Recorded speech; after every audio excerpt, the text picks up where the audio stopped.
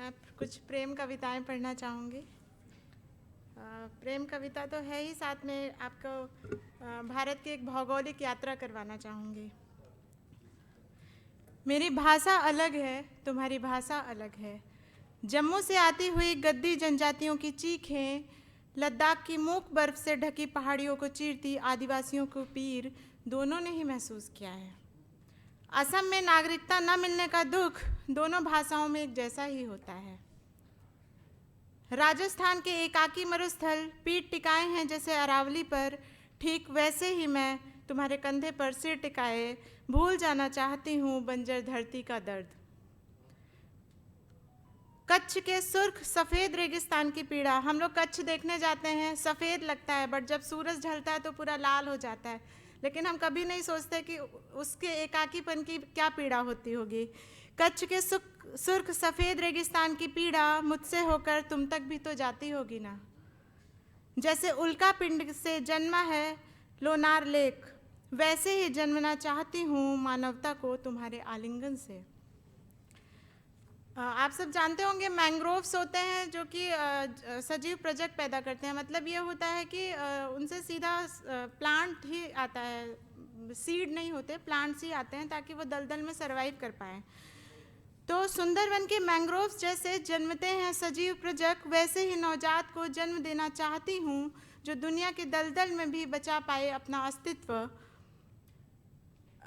Western घाट हम लोग घूमने जाते हैं तो वहाँ पे लैंडस्लाइड्स बहुत होते हैं, और उसके अलावा एक नील कुरिंजनी का फूल होता है मुन्नार में, वो 12 वर्षों बाद खिलता है। तो उस परिप्रेक्ष्य में मैंने लिखा है कि पश्चिमी तट सुंदरता ओढ़े भूस्खलन की अनिश्चितता में, नील कुरुंजी की प्रतीक्षा में देखो मुन्नार के पर्वत जितनी गहरी ताक लगाए हैं, वैसे ही तुम मेरी प्रतीक्षा कर रहे होगे ना।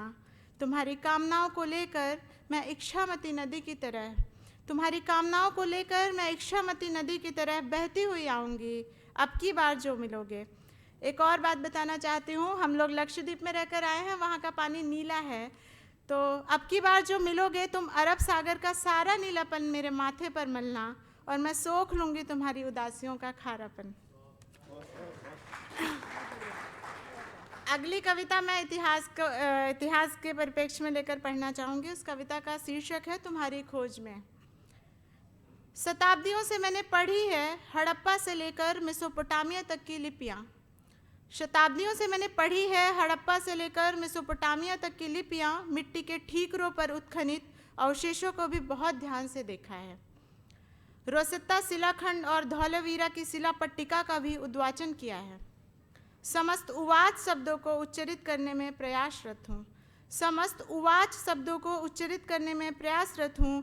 पशुपति और मदर गॉडेस के सामने सिर झुकाकर घुटने के बल बैठी हूँ।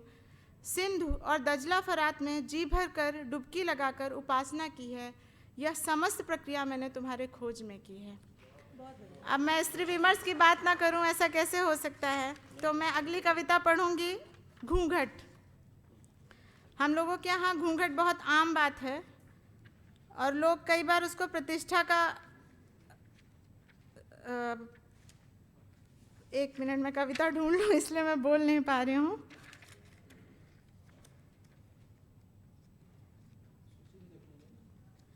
जी सर।